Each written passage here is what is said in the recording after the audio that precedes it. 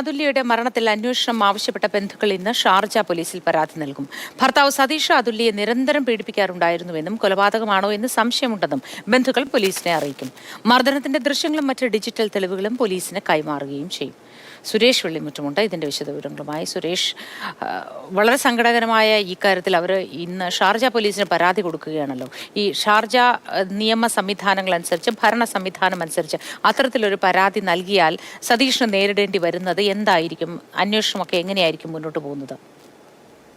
Moti, Sharjah പോലീസിനും അതോടൊപ്പം തന്നെ ദുബായിലെ ഇന്ത്യൻ കോൺസുലേറ്റിനും പരാതി നൽകാനാണ് ഇപ്പോൾ കുടുംബം ആലോചിക്കുന്നത്. ആദ്യം ഷാർജ പോലീസിന് മാത്രം പരാതി നൽകുക എന്നുള്ളതായിരുന്നു ആലോചന.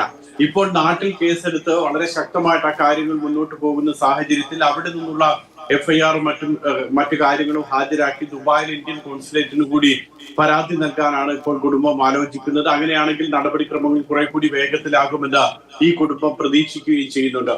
ഷാർജ പോലീസിന്റെ മുന്നിലുള്ളത് ഇപ്പോൾ അസ്വാഭാവിക മരണം മാത്രമാണ്. കഴിഞ്ഞ ദിവസം മരണം സംഭവിച്ചതിന് ശേഷം അതുല്യയുടെ സഹോദരി അഖിലയും ഭർത്താവും ചെന്ന് പരാതി നൽകിയതും ഇത്തരത്തിൽ ഒന്നു തന്നെയാണ്. അല്ലെങ്കിൽ അതോടൊപ്പം തന്നെ പോലീസ് സംഭവ സ്ഥലത്തെത്തി ഫോറൻസിക് പരിശോധനകളൊക്കെ നടത്തുമ്പോഴും അസ്വാഭാവിക മരണത്തിന് മാത്രമാണ് കേസെടുത്തിട്ടുള്ളത്. പിന്നീടാണ് ഇതിന്റെ കൂടുതൽ വിവരങ്ങൾ പുറത്തു വരുന്നതും ദൃശ്യങ്ങളും വാട്സപ്പ് ചാറ്റുകളും ഓഡിയോ സന്ദേശങ്ങളും ഒക്കെ പുറത്തു വരുന്നത്. ഇതെല്ലാം വെച്ചുകൊണ്ടാണ് ഇപ്പോൾ ഇന്ന് കുടുംബം പരാതി നൽകുക. കൊലപാതക ഭർത്താവിന്റെ ഭാഗത്തു നിന്നുള്ള ക്രൂര പീഡനം പരാതിയിൽ വ്യക്തമാക്കും. അതോടൊപ്പം തന്നെ കൊലപാതകമാണെന്ന സംശയമടക്കമുള്ള കാര്യങ്ങൾ ഉന്നയിക്കും.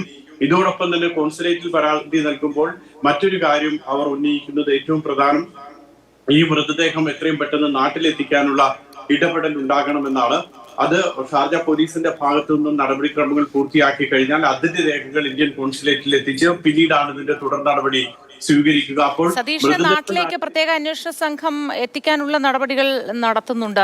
ഈ ഷാർജ പോലീസിൽ കേസ് കൊടുക്കുന്നു എങ്കിൽ ഇത് ഏത് കാര്യമായിരിക്കും ആദ്യം നടക്കുക? ഷാർജ പോലീസിന്റെ അന്വേഷണമായിരിക്കില്ല. അങ്ങനെയെങ്കിൽ അതിനുശേഷം മാത്രമല്ലേ ഈ സതീഷിനെ നാട്ടിലേക്ക് കൊണ്ടുവരാൻ സാധിക്കൂ? സുരേഷ്, തീർച്ചയായും അങ്ങനെ മാത്രമേ സാധിക്കുകയുള്ളൂ. പ്രാഥമികമായ ഷാർജ പോലീസ് ഇപ്പോൾ ഈ സംഭവം നടന്ന ദിവസം, ആത്മഹത്യ നടന്ന ദിവസം ആദ്യം പോലീസ് ചെയ്തത് അവിടെ എത്തി ഫോറൻസിക് പരിശോധനകളൊക്കെ കഴിഞ്ഞതിന് ശേഷം സതീഷിനെ പോലീസ് സ്റ്റേഷനിലേക്ക് വിളിപ്പിച്ചിരുന്നു.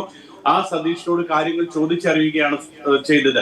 എന്താണ് അന്ന് രാത്രി സംഭവിച്ചത്, ഭാര്യയുടെ മരണത്തെ കുറിച്ച് എന്താണ് പറയാനുള്ളത്, പങ്കുണ്ടോ, ആരെങ്കിലും സംശയമുണ്ടോ, അങ്ങനെയുള്ള കാര്യങ്ങളൊക്കെ ചോദിച്ചു. പോലീസിന് അസ്വാഭാവികമായി കൂടുതലൊന്നും തോന്നാത്തത് കൊണ്ട് തന്നെ അറസ്റ്റ് രേഖപ്പെടുത്താതെ വിട്ടയക്കുകയുമായിരുന്നു. ആ കാര്യം ഇന്നലെ സതീഷ് പറയുന്നുമുണ്ട്.